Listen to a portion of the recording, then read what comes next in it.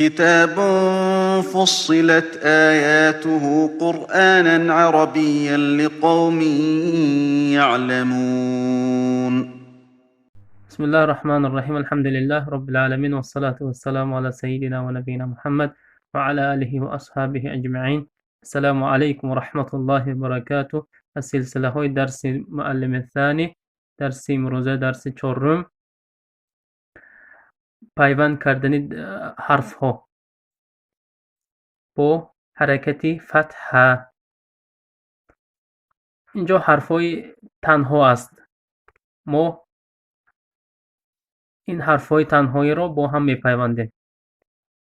алиф, дал, зал. инҷо алиф бо фатҳа омадааст. а, дал фатҳа да, ба фатҳа ба, адаба, дараа, дарака,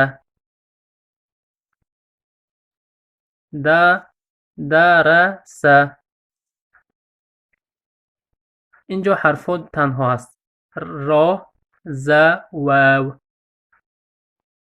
разақа, варада, вараъ, вазана. инҷо ҳарфҳои танҳои б, т, с, б.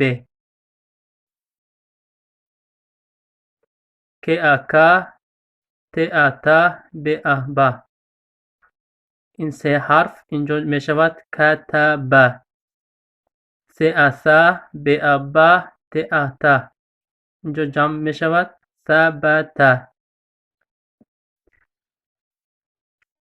инҷо ҳарфҳои танҳои нун ва ё.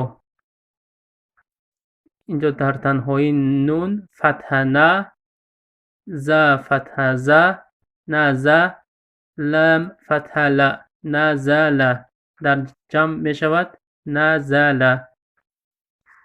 инҷо дар танҳои я, да, ка. дар ҷамъ мешавад ядака. ин ҳарфи ҷим ва ҳ мешавад.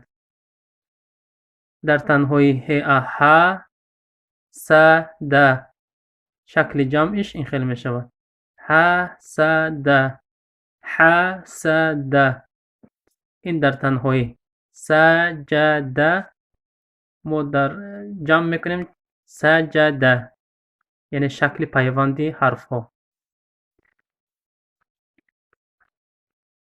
ин ҳарфи син ва шин.